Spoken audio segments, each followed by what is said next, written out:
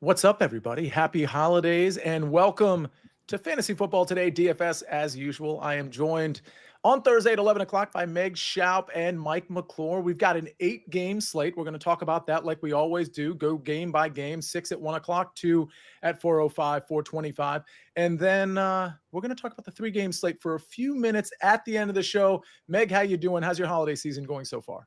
Yeah, holiday season is great. Happy holidays to everybody as well. And I got a nice bonus that I have a best ball finals team on Underdog as well as a marathon. That's one of the Underdog season-long format on Best Ball Sweat. So I have 2 week 17 sweat. So I'm very happy. That is interesting. We'll be on standby waiting for that. Mike, how's your holiday season going so far? Very, very good. Sia. I had a great day yesterday in DFS, a small 2-game slate, but was heavy on the right guys. A lot of Xavier Worthy, obviously a lot of Derrick Henry, nailed the defense. It was just a great slate for 2 games. So nice to roll into the weekend where it feels like we have a slate essentially every day now. That's right. And we got a 3-game slate Saturday, an 8-game slate on Sunday. I did well too. I made some money, not as much as I felt like I should have, but I made some money on the 2-game slate. I actually had Derrick Henry and Xavier Worthy in every lineup, so that certainly helped.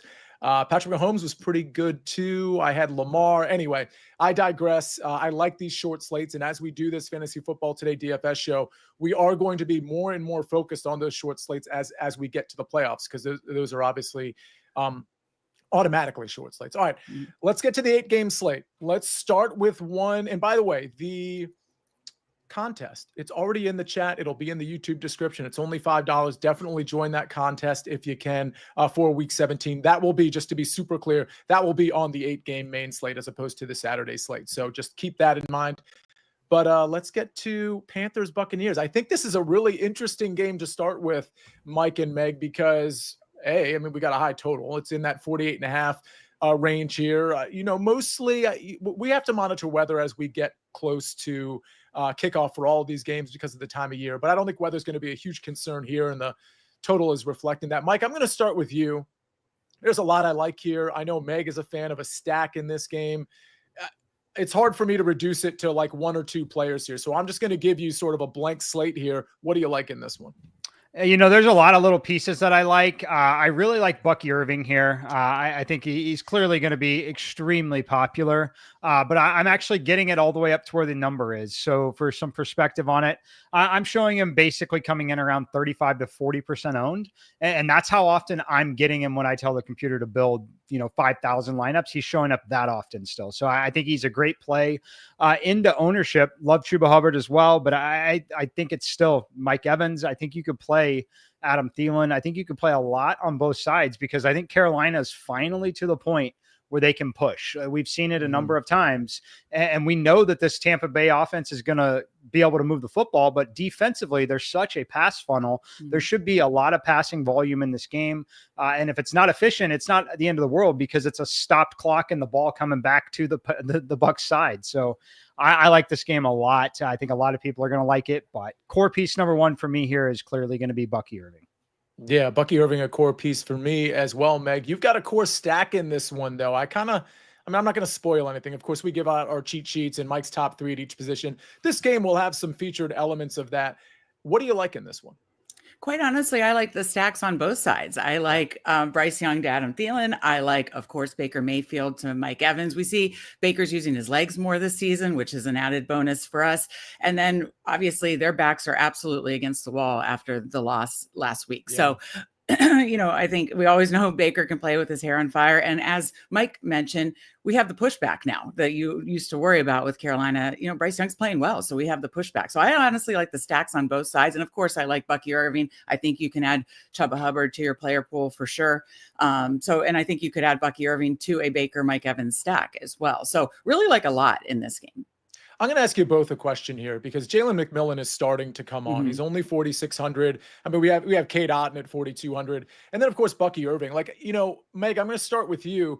Baker to Evans, I think that's like the stack that makes the most sense. I do think there's other ways to play this, though, especially on a somewhat shorter slate where fading Evans kind of sounds silly when I say it out loud, but maybe Baker, Bucky, and you throw in Jalen McMillan and you have a piece or 2 coming back. Meg, I just wanted to ask you in terms of stacking, you don't have to respond to that specific stack, but we know Bucky catches some passes too, and he's super dynamic in the open field. What are some other ways you would stack this outside of Baker, Mike? Well, I think you could stack it the way you just said. And I think you can certainly, to the Buck stack, like I said, add Bucky, or to, like you said, add Jalen McMillan. He's definitely the number 2 receiver now. Yeah. So I like that a lot. And then again, I'm willing to bring it back with, Adam Thielen. You could do Jalen Coker. You can do Chuba Hubbard. Again, there's so many pieces in this game that I like. Mike, your thoughts on an alternative way to stack Baker Mayfield? I would play him with Bucky Irving. I just, again, try to look for, I know it's tough with that offense because of the other backs and everything, but I do think in the scenario that you get a tournament winning lineup from Baker, it's likely one that's using a little bit of Bucky Irving to like really drive up that yardage total in that passing game. So I like stacking those two together and really capitalizing on just offensive production there. Yeah, that looks like I've got a little bit of it. The news here that we don't know yet, unfortunately, that will matter is K. Otton's status. If he plays at 4,200, I think you're going to want to include him in a lot of your Baker Mayfield stuff. If he doesn't play, I think it just solidifies Bucky Irving's role in the passing game even more. So a little too early to tell there, but monitor the K. Otton situation. I think it is truly a coin flip at this point. Like, I do not have a strong take one way or the other. Let me ask you this, Mike. If you're doing the Baker Bucky stuff, because this reminds me of earlier in the season when Christian McCaffrey was healthy, we would do Brock Purdy, Christian McCaffrey. I'm not comparing those two running backs, by the way, so please don't do that to me. But if you're doing the Baker Bucky thing, are you also layering either Mike Evans or Jalen in some of those scenarios?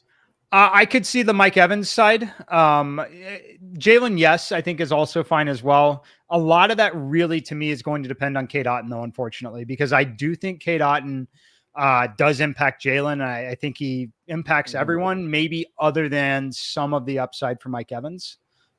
Just Mike Evans isn't typically a massive volume guy, just big play kind of guy.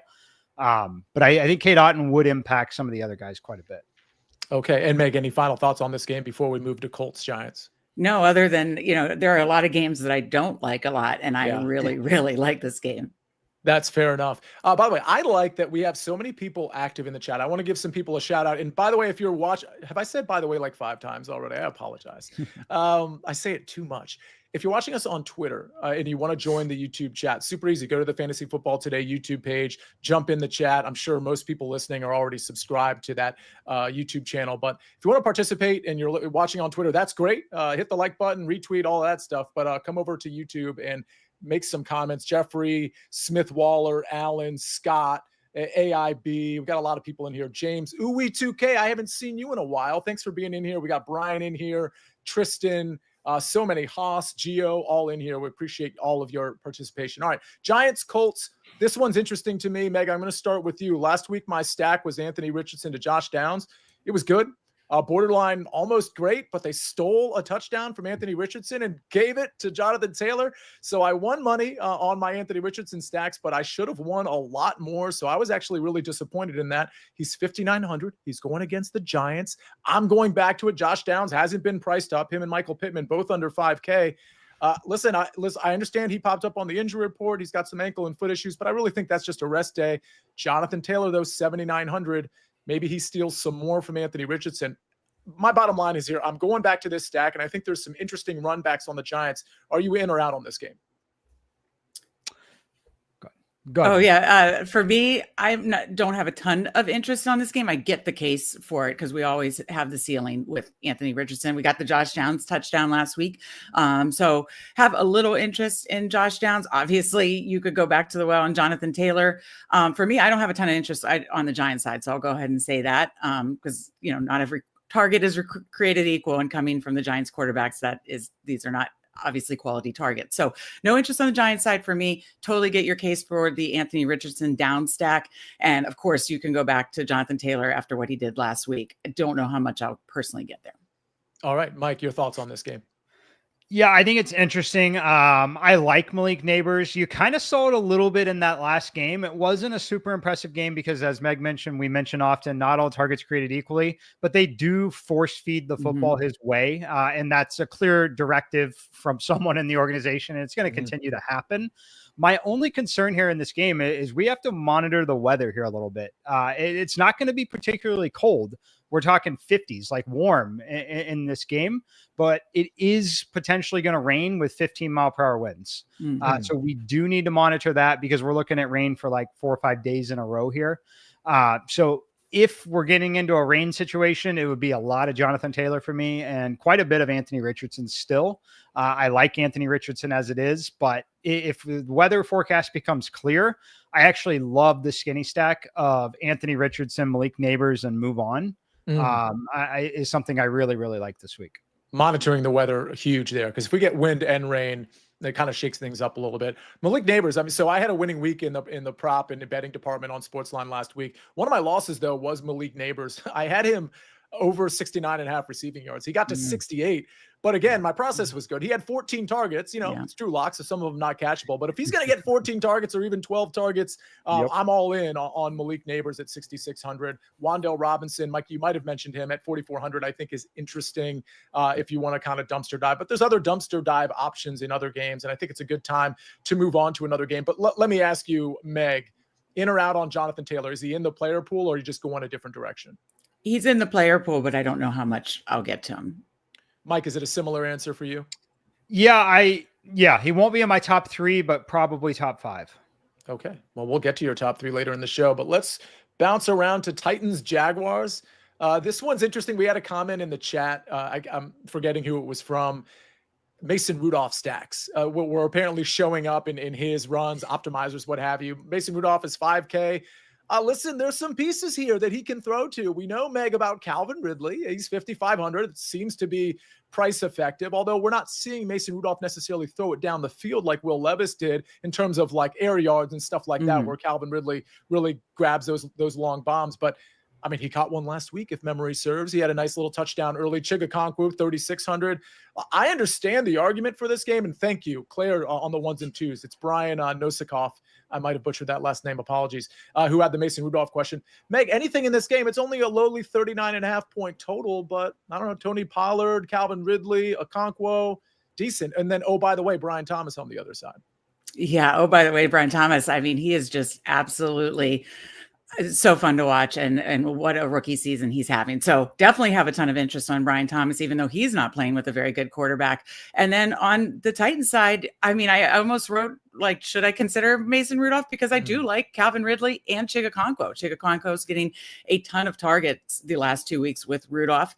And then, oh, by the way, we got a little Calvin Ridley revenge game if you want to go to that narrative. Yep. But yeah, I mean, I absolutely think there's a very condensed target tree there for Calvin Ridley, Chigakonkwo. So if you want to do Mason Rudolph, I don't hate it, but I have a lot of interest in Calvin Ridley, Chigakonkwo, Brian Thomas Jr. in this game. Mike, I don't think the Okonkwo thing is like chasing. I think he's just getting the targets from Mason Rudolph. I ended up playing him a lot, jamming him into some lineups that did pretty well. At 3,600, I still think he's a bargain. How you playing this game? I'm playing it. I actually think I'm probably going to have a Mason Rudolph double. Believe it or not, it works. It works. I know we don't like to share lineups on the show, but I'm going to because it's the holidays and we're just going to do it because it works.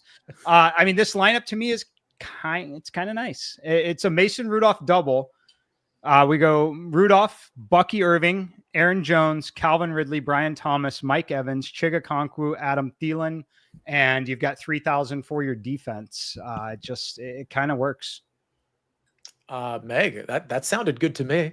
I like it. I love that. I actually like it. It's now making me a little more confident about these Mason Rudolph stacks. And then I also have to throw out that Chigakonkwo, I did a very late round tight end build, and Chig is on my finals team. So really pulling for Chig to keep up those targets this week. Maybe get in the end zone.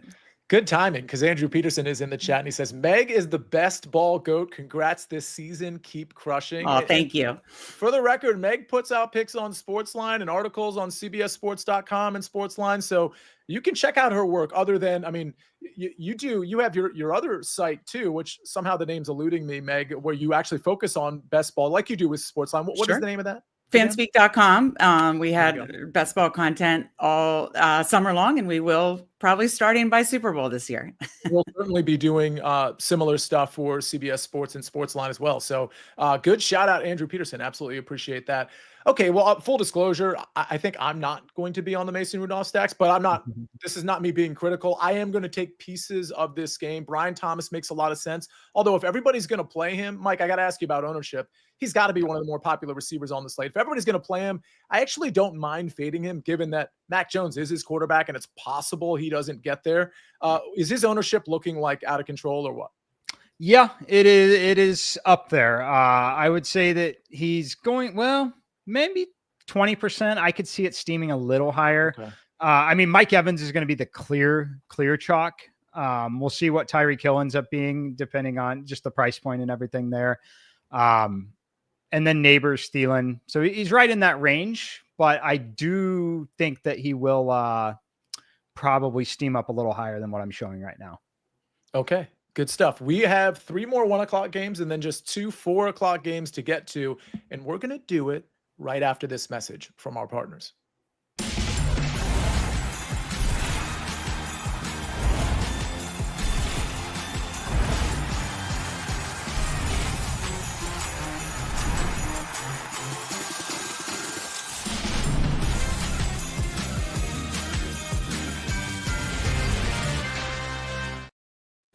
All right. Brian Goodwin says, thank you, Mike. Love a lineup that I can change around some pieces. And I think that's the point, too. Like, things change as we approach the slate, whether it comes to weather, injury reports, value popping up, things of that nature. So it's always helpful to get into the mind of Mike and how his simulations work. So take that information and do what you want with it. So absolutely appreciate that. Hit the like button, by the way, if you haven't already. Let's talk about Raiders Saints, a game we don't want to hit the like button for, if I'm being honest. Aiden O'Connell, listen, I've been a part of the Aiden O'Connell experience. I've played him. I think last week I might have played him in the afternoon slate. Whoops. That didn't work out. Like, I thought Aiden O'Connell had some upside potential. Perhaps, Mike, he does in this matchup against the Saints, but I got to tell you, I don't care what value is opening up. I mean, Kendre Miller's 5,500. That doesn't seem like a ton of value to me. The receiver core, I suppose, like a Kevin Austin or Dante Pettis, if you wanted salary relief at a 3K or 3.1, you could do that. But Brock Bowers, Jacoby Myers, I get it. I'm out on this game. It's a 38-point total. Mike, your thoughts on this one? Yeah, I'm mostly out on like skill position players. I have some interest in the Raiders defense on DK, mostly just because they're 2,600. And if you need a cheap D, I think it could be worse than that. So I definitely think that there are worse options than the Raiders D in this particular spot. What we've seen out of the Saints, I know it's a dome game and I know it's not going to be as ugly as it was at Green Bay, but it's still not pretty, and it's not going to be pretty the rest of the way. So I think Raiders D and move on would be my interest in this game. It's not pretty is about the nicest thing you can say about what we've seen from the Saints. It's holiday season, so Mike is turning on the charm for the euphemisms for some of what we've seen from both the Raiders and the Saints.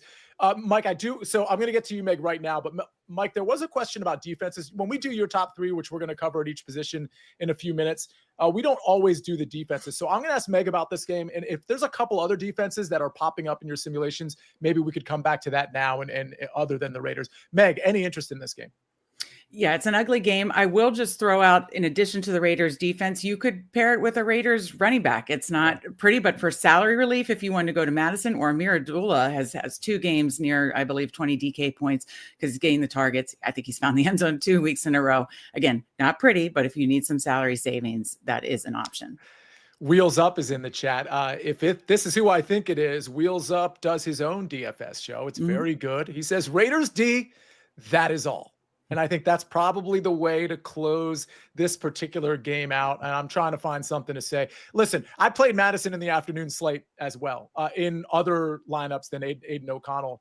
And Abdullah would just look like the more effective back. And you just don't know what share is going to what. So I hear you on Madison, but it just seems like a huge headache. This seems like maybe a ball control game, and the teams get in and get out. All right. Maybe not a ball control game here. Jets Bills, 47-point total. Obviously, the Bills a huge favorite in this one, still sticking around 9.5. Although, Mike, I don't know if the Kansas City Chiefs solidifying the 1 seed impacts this game really, because I do think the Bills have something to play for still in solidifying the 2 seed. With all that said, Mike, I'll start with you. Josh Allen, 8,500, very expensive.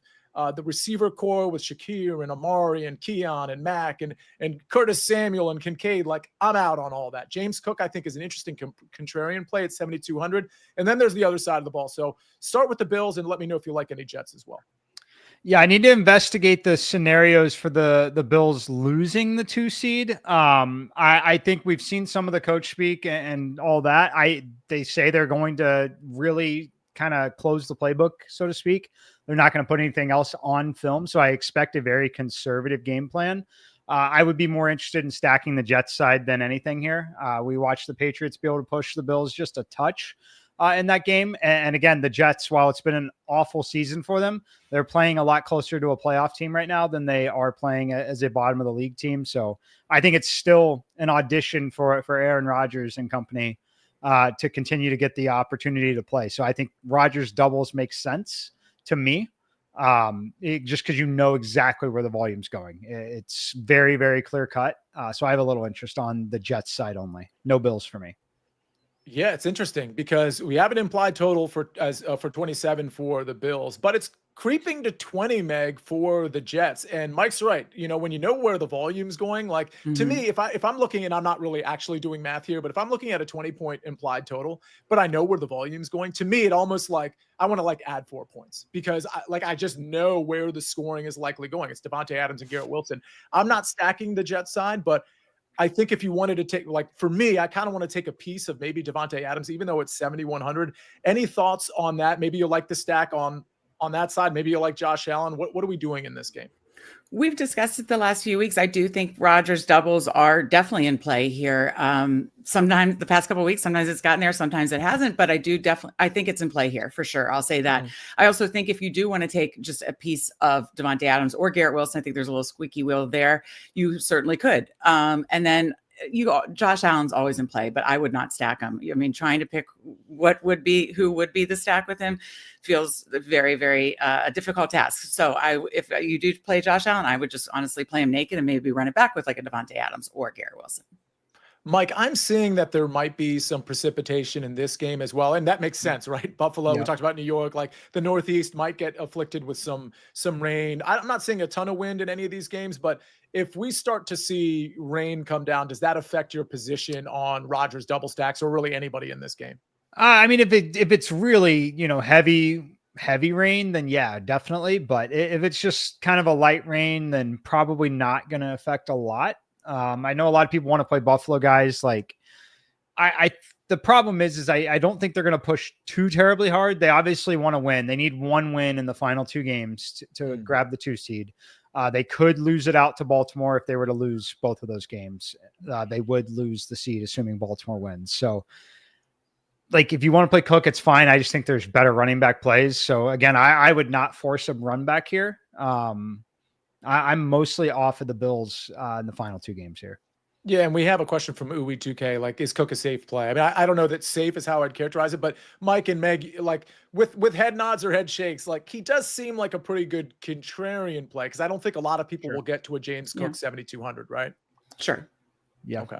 Fair enough. So maybe a tournament play to consider, in spite of the fact that, Ty Johnson, Ray Davis sometimes get involved. All right. The last of the 1 o'clock games, I believe, is Cowboys and the Eagles. Claire is on it. Props to Claire. Hit the like button for her. Give her a shout out because she is controlling everything in the background and she's doing a great job. Cowboys plus 8.5. It's a 41.5 point total. Nothing super exciting here from a scoring standpoint, but we've got some exciting players. Mike, I'll start with you. Saquon Barkley, 8,600. At this point, it's hard to look away from him, regardless of what his price is. I don't know what's going on with Jalen Hurts. I don't think anybody has confirmation on that. A.J. Brown, Devontae Smith, regardless, I'm out on both of those, although Devontae's price at 5,800 makes sense. Cowboys side, we have CeeDee Lamb. The AC joint sprain really kind of makes me a little scared about that. Rico Dowdle, I'm out on the Cowboys. Barkley's the only one I'd consider here. Tell me I'm wrong. Yeah, no, you're not wrong at all. I think we need Jalen Hurts news big time. If, before you can really do anything, if we get a scenario where Hurts is out, I actually would probably play Kenny Pickett here at 5,500. I think he's actually still got a tiny bit of rushing upside. I know a lot of it at the goal line, obviously, is going to go to Saquon. But it would be a scenario where I'd have some interest in basically playing Pickett and Saquon together and just backing this Eagles offense to roll still and still put up 30 points in this game. And I think you could do a lot worse than that. But I can't do a ton with this game, unfortunately, until we know the status of Jalen Hurts, because it does impact everything in a really, really big way. And I think we have to monitor if Jalen Hurts is declared out. We have to monitor what that does with the total. Probably nothing because it's already so low. But if the total is what it is now, I mean, we still have a 24 and change total for the Philadelphia Eagles. So that's obviously not nothing. So that would be the justification in considering like a Kenny Pickett type lineup. I will say this. I thought he might have had like some sort of ribs issue that we have to monitor. Meg, I see you kind of nodding your head there. And if that's the case, maybe some of the rushing equity sort of gets kind of like taken away there. Something, again, these types of things we have to monitor. Meg, your thoughts on this game? Yeah, if Hurts is out and Pickett's in, I don't mind Mike's call of just kind of soaking up all the scoring equity with Saquon and Kenny Pickett. So I don't mind that at all. I'm like you, I'm out on the Cowboys. I just, it's a little too risky there. And then, I know Washington got over on them, but not many other teams have. Has been a very good Eagles defense. So out on the Cowboys, I would say just Saquon was my main interest, and then you could make a case for Pickett, but it's just really, really watch the injury news on this one. Meg, I'm sorry. I was so busy last Sunday just doing non-football things that when you say Washington got on them being the Eagles, I have no idea what you're referring to. Can you remind everybody, including myself, like what that might have been referring to? Yeah, coming back and scoring 5 touchdowns against this vaunted Eagles defense to win. And we're putting ourselves in a very nice playoff position, which is very exciting. Well, that is shocking. I did not know that. That is big news for Washington. 5 touchdowns. That doesn't even sound right against that vaunted Eagles defense, like you said. But I just stat checked that, and it confirmed that actually happened. All right, 2 4:00 games. Let's start with the Dolphins and the Browns. I'm so mad at the Browns. First, they give us Deshaun Watson for 2 months, which was like a complete disaster in every possible form of that word. And then they're like, oh, we're going to give you Jameis Winston. And then they take him away when he gets to play, or should be getting to play, the Cincinnati Bengals defense. They give us DTR for 6 points. Like, give Jameis that game. I think Jameis deserved that game against the Cincinnati Bengals. That would have been a back and forth affair. It would have been probably like 60 total points, and we missed out, and I'm really, really upset about it. All right, I don't love this game, but there certainly are pieces. Mike, I'll start with you on this one. Achane, 7,700. Boy, did he make my day by not sliding and scoring a touchdown at the end, because I had him in so many lineups. 7,700. Mostert, getting some action. He looked kind of spry too, but Achane at 7,700, hard to look away there. Tyreek Hill, 6,900. Jonnu, 5,700. Mike, do you like this game? I do, actually. I like a little bit of the Miami pieces. Achane number 1 for me for sure. Just the workload is incredible. I mean, he's getting 7+ targets every day, every game, and 10 to 20, depending on the game script, touches in the running game as well. So I just love the way that he is involved, and I think he should be an $8,000+ player still. So considering there's value at quarterback and kind of mid-range receiver, I do like paying up for Achane here. Tyreek Hill, I think, is still playable, 6,900, as long as he's on the field. It's got to monitor the injury. I think he still plays through it the rest of the way, but something to monitor. But for me, it'd be Achane as a primary piece here. Yeah, monitoring injuries and weather going to be really important, because this one is up in Cleveland. And again, what's interesting is that the temps in the Northeast, Meg, don't look to be cold, really, especially for this time of year. It's just the precipitation that could be an issue. Wind doesn't look to be like a huge factor. What do you like on the Dolphin side? And are there any Browns like Jerome Ford at 5,900 that you like? Yeah, I think obviously Achane's in play. You could go back to Jonnu, obviously, as well. Those would be the 2 main Dolphins pieces for me. And then, of course, Jerome Ford on the Browns side, I think, is probably the only Browns player I have interest in. Okay, I think we can move on. Maybe you just said this. You are in on Johnny. You're the Jonnu Smith whisperer. I have to ask you again. You're in on Jonnu Smith at 5,700? Yes, I am in on Jonnu. I likely will play Chigakonkwo or somebody tight end cheaper, but if you did do 2 tight end lineups, or just if you did want to spend up, I do like Jonnu here. All right, we're on to the next game. Packers -1 at the Vikings, 48.5-point total, a big game, an exciting game. Two quarterbacks that can get there, two running backs that can get there. Let's see, I'm counting 1, 2, 3, maybe 4 receivers that can get there, a couple of decent tight ends, particularly TJ Hawkinson. Meg, I'll start with you. There's so much you can do with this game. Like the main slate, I feel like we just bracketed the main slate in terms of we started with the Buccaneers, which has the same total, and we ended this 8-game slate. And by the way, we still have our cheat sheets in our top 3, and we're going to discuss the Saturday slate later in the show. But this is like the other game that I think people will really gravitate to, others as well. But these two, what do you like in this one? Yeah, I think there's a lot to like there. The first matchup early in the year was a shootout. It was more of a Packers fell very far behind, and then Jordan Love had to kind of play with his hair on fire and really had a massive ceiling game because of that. But Darnold, as he's looked good all year long, looked great in that game as well. So I think you could go to really any piece in this that you kind of want to play. You could stack up Darnold with Jefferson and Addison. You could stack up Love, though that's a much tougher task because of their receiving core. You could approach it from the running backs. You could add the running backs to the stacks. I really think it's just kind of, dealer's choice and however you want to play it. But obviously, I think this could be similar to the first game, a very high total game, and definitely have interest in a lot of pieces here. Yeah, Mike, I have some interest in pieces in here as well, but I think it's the Viking side that I like the best. And it's partly because we do get that more condensed target share with the Vikings, with Justin Jefferson, Addison, and of course, TJ Hawkinson kind of getting in the mix there too. I do think an interesting contrarian play. Maybe it's not contrarian because his price is so low, but Aaron Jones at 6,200 has my interest as maybe like a double leverage piece off of these stacks. What's your interest on the Viking side specifically? Yeah, Aaron Jones is popping as the top option for me. Hawkinson, a decent amount as well. And then, as you mentioned, it is mostly heavy Viking side because, again, I think that, as you mentioned, the targets, while it is expanding with Hawkinson back, it's still pretty concentrated, right? So, and it's concentrated in that we kind of understand some of the correlation as well. So you can build, an Addison or an Addison Jefferson lineup or just the Hawk, you can build for certain scenarios pretty easily with that team. So I'm way more interested there. I do have some Addison. I do have a little Jefferson, a lot of Aaron Jones, though. A lot of Aaron Jones at 6,200. I think this is a really good spot for him. I'm not getting anything really on the Packers side, really at all. And it makes sense a little bit to me if you want to, stack it up, take a shot on Christian Watson. He has a questionable tag, so monitor it. Take a shot on some of those guys, but the pricing, I'd kind of rather focus on the Minnesota guys and then still sprinkle in the guys like Calvin Ridley, Brian Thomas, things like that, in similar price ranges. So Minnesota only really here for me. Meg, this does seem like the type of game where you could stack up Sam Darnold with 2 pass catchers or whatever, however you want to stack it, and not have a run back. And, if Christian Watson were to be out, which I don't think he will be, I think that makes it a little bit easier because it condenses a little bit.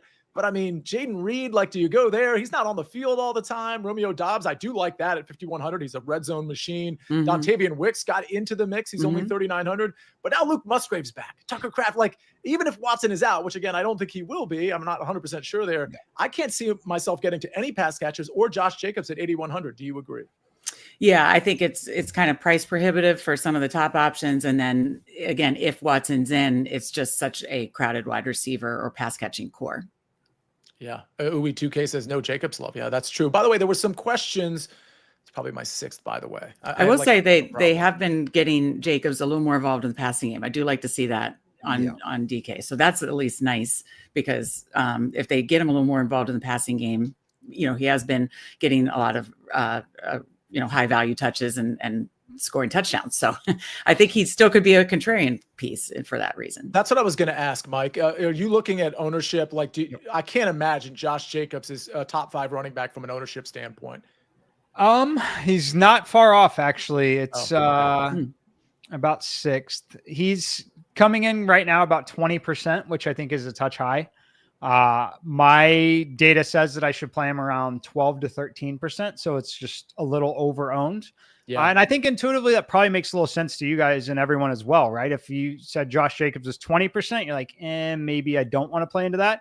But if I said Josh Jacobs, ahead of time, it's 12%, you're like, Okay. Yeah, probably. Right. So it's like right on that range. I think the guys that could really impact it though is just however the field gets to Devon Achane and Jonathan Taylor. And for those two, it's a weather situation for me that both could benefit from. But I ultimately think Achane and Taylor take away a little bit of the Jacob stuff, but I think they're all kind of evenly dispersed to the point where none are like just must-haves.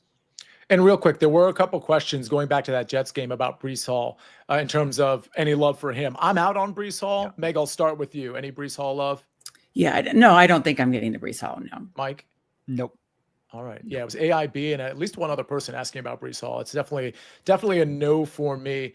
All right, well, we've got a lot more to cover. We just covered the 8 games, but we still have our cheat sheets, Mike's top 3 at each position, and we're going to have a short discussion on the 3-game Saturday slate, which is kind of fun because those 3 games are staggered early in the day, mid-afternoon, and 8 o'clock at night. So maybe a chance to do some late swaps, some creative things with your lineups, things of that nature. Either way, we're going to get to the cheat sheets right after this message from our partners. The Tony the Tiger Sun Bowl is on CBS. Louisville and Washington face off for the first time ever. Tuesday on CBS and streaming on Paramount Plus. We're back on FFT DFS. Gerard Ford says, I asked Santa for Sia's hair. No such luck. Well, you can always ask next year. Let's see what happens. But thank you for that compliment. Jeffrey Lightsey says, question for all 3. If Christian Watson isn't a go, would a Green Bay stack interest you guys? Interesting question. We kind of addressed it. I still think it's too condensed of a target share and there's too much volume in the running game going to Josh Jacobs for me to be really excited about that. Meg, your thoughts real quick. Yeah, I don't know that I'll get to the Green Bay side, even in that situation, because I do think, they have been a little more run heavy. And I do think that Love got there because they were playing from such a negative game script the first time they met. So my answer would probably be no. Mike, your thoughts? Yeah, I talk about this a lot here. I think that I would only do it in small field stuff. So like single entry or 3 max stuff with smaller contests. And I would probably just stack Love and Jacobs and just bet on the Packers scoring 30 points in the game, potentially bring back on the other side. Well, not potentially, definitely bring back on the other side. But I would rather just, we've seen Jacobs get involved in the passing game a little more. I would basically, if you stack Jordan Love and Josh Jacobs, you are going to get exposure to nearly every point offensively, in terms of scoring. So that's how I would play it personally, but you're not going to win a milli maker with that. You're going to win a single entry kind of thing with that. What's interesting is we have a 2-game afternoon slate. So you could really get creative with and try to get lucky with certain pieces from the Green Bay side with that 2-game slate, similar to what we had yesterday. So Jordan Love stacks probably won't be the most popular in that between Dolphins, Browns, Packers, Vikings. I'm guessing it'll be Sam Darnold stuff in that 2-game slate, maybe some Tua stuff tied with Jordan Love stuff. So get creative there on the main slate. You could get creative too. Just have to wait on the news on Christian Watson, I think. All right, Meg, your cheat sheet. Let's start with your favorite stack: chalk, buy, chalk, fade, contrarian, and value play. Sure. So we talked about it off the top of the show. Baker to Mike Evans. Feel free to mix in Bucky Irving and McMillan in that one. So that's my favorite stack. My fade is going to be Neighbors. He's looking to be high owned, and it's more because of who's throwing the ball to him. My contrarian play is going to be Jordan Addison. We talked about the Vikings stack potentially. If obviously you always want to play Jefferson in a Vikings stack, but Jordan Addison is very intriguing there. And then my value is going to be Chigakonkwo, both for best ball and DFS. Hopefully he gets me there this week. Okay. I am copying one of your picks and I'll start there with the value. I like Chigakonkwo. I put him into a lot of lineups last week and it really ended up paying off. So I want to just get it out early that I am on him again. I really like how he matches up specifically with Mason Rudolph as the quarterback here. But let's start with the stack. We're going to go Anthony Richardson to Josh Downs. I'm going right back to the same stack last week against the Giants. Of course, if the conditions get messy with the weather, I will pivot off of this very easily. So just obviously keep that in mind. But A-Rich to Josh Downs is my play there. Chalk by Bucky Irving. I mean, now listen, I know he splits with Rashad White, but if they have any interest in actually winning this game and making the playoffs, which I still think they will, and at minus 135, I think it's a good bet because I do think the Falcons will end up losing to Washington this week. The other game the Tampa Bay Buccaneers is the Saints, I believe. So that they're going to, it's the Saints and the Carolina Panthers. So I think they're going to coast. They need Bucky Irving. So I like that. My chalk fade is going to be Justin Jefferson. Just not going to get there with him. I don't mind if you decide to play him, but he's pretty popular. I'm not going to get there. My contrarian play, I had a tough time coming up with this one. Jerome Ford not getting a lot of ownership, and I do think they lean on him in the receiving game and in the running game a good amount. And then, of course, I mentioned my value play of Chigo Okonkwo. All right, Mike, top three at each position. And I did forget to come back to you on defenses. So after you give that out, maybe I'll ask you about a couple defenses outside of the Raiders that you like. But let's start at quarterback. I'm going to go Anthony Richardson, one. Just the rushing upside, they obviously lots to play for, so I like that for them and for him. Baker Mayfield, two, and Mason Rudolph, I've listed three right now. It was close between him and Bryce Young, and ultimately why I'm listing Rudolph is I feel that I can get a lot of the exposure to Bryce Young through just Baker Mayfield's stacks and those game stacks. So I'm going to elect to just play Baker and bet that he outscores Bryce and still build around that. And then Mason Rudolph, just the price point, the doubles, they make a lot of sense. You've seen some of the clear volume with Chigo Okonkwo, Calvin Ridley. So give me a little Mason Rudolph here. All right, running backs. Bucky Irving, Aaron Jones, Devon Achane. I like Bucky Irving a lot. Again, part of that team that's got to win. He's just so dynamic in the passing game. Aaron Jones, a little bit of a revenge narrative against the Packers. Not a revenge. They love each other, but it's a spot that he certainly gets up for. And then Devon Achane, just the volume's incredible. I think we could see a tiny bit of weather, and I think he's going to succeed here again. Okay, top three wide receivers.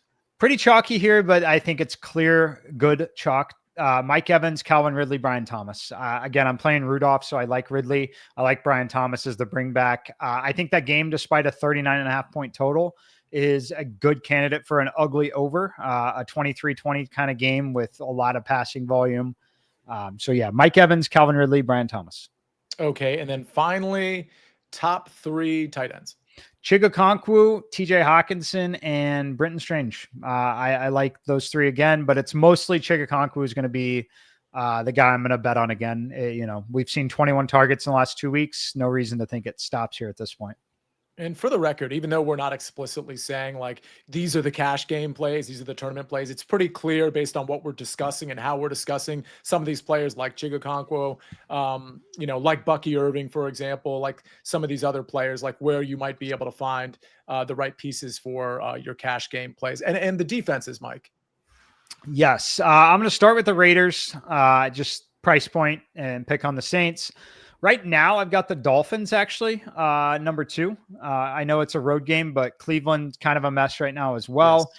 And then after that, for me, it's kind of a toss-up here. I'm looking at the Eagles still as a team that I think should be more than 3,100, frankly, playing against Dallas. And then the Colts against the Giants. If we get a little bit of weather, I think it would be a fantastic spot to back the Colts on the defense. And you got the stack essentially with Jonathan Taylor and or Richardson. Yeah, I love that. I got to say, because there was somebody that asked about Devin Singletary, if Tyrone Tracy is out, if there would be any interest there. The answer to that is no. I think the Colts are good. For the record, I think they're the best team in the AFC South. I actually said that preseason. That was my pick to win the AFC South. Yeah. This is a good team. It's just Anthony Richardson was so below average almost this entire season. I didn't think he'd be amazing. I just thought he had to be average and they would win this division. Turns out I think I was right because the Texans just have really regressed in a lot of different ways. But this front seven for the Colts is no joke. Like, this is a good team. And I think we've seen glimpses of it. We've seen some tough losses for them. Otherwise, they would be firmly, I know there's technically still in the playoffs, they would otherwise be firmly in this playoff mix. Anyway, just my thoughts on the Indianapolis Colts. All right. Let's talk about the Saturday games real quick. Let's spend 5 minutes. We got a 3-game slate. We got the Chargers and Pats. It's 42.5 point total. Broncos, Bengals, 49.5 point total, which is very intriguing. Always monitor weather, of course. Cardinals, Rams in a dome, 47.5 point total. Mike, I'm going to start with you on this one. I mean, Chargers, Pats, not going to have a ton of intrigue in terms of stacking, although I think Drake May is always just going to be interesting, especially since he has some low price options in guys like Kayshon Boutte, who really shined last week. Demario Douglas, of course, Hunter Henry. Broncos Bengals is going to get everybody's interest. Understandable. I think you can play both quarterbacks. Obviously, all the skill position guys, particularly on the Bengals side, are very intriguing. I like Cortland Sutton at 6,300. And then Cardinals Rams, I think, is really interesting. Matt Stafford, only 5,700. You pair him with Puka Nacua at 8K. That one makes a lot of sense. And then with James Conner maybe out, with Trey Benson maybe out, you got some value in who's it going to be? Michael Carter, DJ Dallas. No. Like, these are like very min-priced oriented guys. I just said a lot, but I'm just trying to cover bases in a short amount of time. Mike, I'm going to start with you. What has your interest in this one? Yeah, I think there's a couple just really clear spots. I think that you're most definitely going to be jamming Chase Brown and Jamar Chase in the lineup. I think the question for me becomes, is it a full-on stack with Burrow or not? Or do I look to get a little different? So the guy that I would get a little different with would be Kyler Murray, and it's just the savings. Clear spot where they need to go win game here. It's a dome. It's comfortable. And the $1,200 is a big savings from Joe Burrow to Kyler here. So I'm looking at builds basically where I've got, Chase Brown, Michael Carter, Cortland Sutton, Jamar Chase, Marvin Harrison, Trey McBride, Kyler Murray, like all in the same lineup. That's basically where I'm looking. I'm going to jam the big volume guys in. So like I personally, especially if we get the Carter situation at running back, I can't imagine a scenario that I would play a lineup that didn't have all of Chase Brown, Jamar Chase, Trey McBride in it. I think that those three are a near must in every team. Meg, your thoughts on this one? Those arguments make a lot of sense. Are there other quarterbacks that you would consider? I mentioned Matthew Stafford, who I think is interesting. Marvin Harrison's price, I know Mike just mentioned him, 5,200. It just keeps cratering to like, do we jump on at this point? What are your thoughts on this 3-game slate? Yeah, I think we're all going to want to gravitate to the second game, the Bengals and Broncos. Obviously, all the playoff implications are there. And then, obviously from a matchup standpoint, it makes sense whether you want to, pay down for a Nick stack and run it back with Bengals or vice versa, like Mike talked about, and do a Burrow stack. I think on that one, I think you can overplay, like really stack up that game if you want to kind of try to be different, because everybody's going to be playing that game. Maybe you overstack it and add pieces like a Marvin Mims, who can have like a big explosive play, something along those lines. If you want to get different in the stack department, this is there's going to be a lot of best ball themed rooting interests. I wouldn't mind like a Herbert McConkey to be different. But of course they can probably do what they want to get a win there against the Patriots. But I would say that would be maybe a more contrarian stack. But yeah, I would say maybe just overstack that second game. Mike and Meg, I want to ask you about a couple of players before we get out of here that we didn't really touch on too much. And it's in that Broncos game, but it's on the Broncos side. For 2 players, I want to ask about Bo Nix, because there's another game I want to ask about somebody. Bo Nix at 6,200. We know the rushing equity is potentially there. He's going against a bad defense. Again, I'm going to say it again, monitor weather, because it does look like we might see some precipitation, but the temperature looks to be very solid. I think a Bo Nix, Cortland Sutton stack with a couple of run backs, Chase Brown, Jamar Chase, I think that makes a lot of sense too. Any thoughts, Meg? I'm going to start with you. Any thoughts on Bo Nix and maybe Cortland Sutton? Oh, I definitely like the Bo Nix side, just, saving a little there on that stack, probably saving a little on the ownership side too. So yeah, I definitely am fine with the Bo Nix stack. And again, I would probably, to overstack it, maybe add a Marvin Mims piece. Yeah, actually that's a great call. Marvin Mims at 3,900. Mike, I know, there's other stacks that look a lot better, but it seems to me like you'd at least get a little bit of leverage with a Bo Nix stack. Your thoughts? Yeah, possibly. I would rather play that if the slate was a little bigger, personally. Just because of the nature of the slate, he's still going to come with a decent ownership tag. So you're not like, you're separating a little bit, but you're not separating in a big way. I'm a little off of it. I actually think the Broncos are horrible defensively. I think they're almost as bad as the Bengals right now. I think they've fallen off a cliff. So I think it wouldn't shock me if Cincy put up 35 plus in this game. So I'm personally going to be way heavier on that side. And because of the situation that we have ourselves in with Arizona, I think Kyler Murray outscores Bo Nix by a few points here. So, all right. All right, love that. One other guy I wanted to ask about was in this Rams game. People are going to want to get pieces of Puka. Obviously, Kyron Williams is going to get played, but in games like this, Kyron is just like the guy. They don't really go to Blake Corum. He gets all the volume. It's like a Josh Jacobs type role, even though he's not a Josh Jacobs type build necessarily. Are we like? Can we get Mike? I'll start. Well, Meg, I'll start with you on this one. Kyron Williams, is he going to be in the pool, or are you going to try to jam him into lineups? Or do you think you're just going, like, we know there might be salary relief at the Arizona running back position. We know Chase Brown is going to be in the mix in lineups, but it seems to me like Kyron Williams should be in that mix as well. Yeah, I definitely think Kyron has to be in the mix especially for his volume. And I think you can attack the Cardinals on the ground too. Hopefully, I think Rams are going to probably want to just try to play ball control. I wouldn't be surprised about that either. So yeah, that's a long way of saying I like Kyron Williams a lot in this. Mike, Kyron Williams popping up for you as well? Yes. The question is really, how do you prioritize it with the Cincy guys? I think that, winning this slate, the answer is going to be basically out of the three between Kyron Williams, Jamar Chase, and Chase Brown. You can get all three pretty easily, but you really are going to play two of those three comfortably, and nailing which two of those will be ultimately what decides who wins this slate, in my opinion. Okay. So if you had to order those, it sounds to me like you really like the Cincinnati side. Again, weather permitting and all that stuff, which probably will be fine. Chase Brown, Jamar Chase are the major priority for you. They are the major priority, although I am building right now, and I do think that we can get all of them. So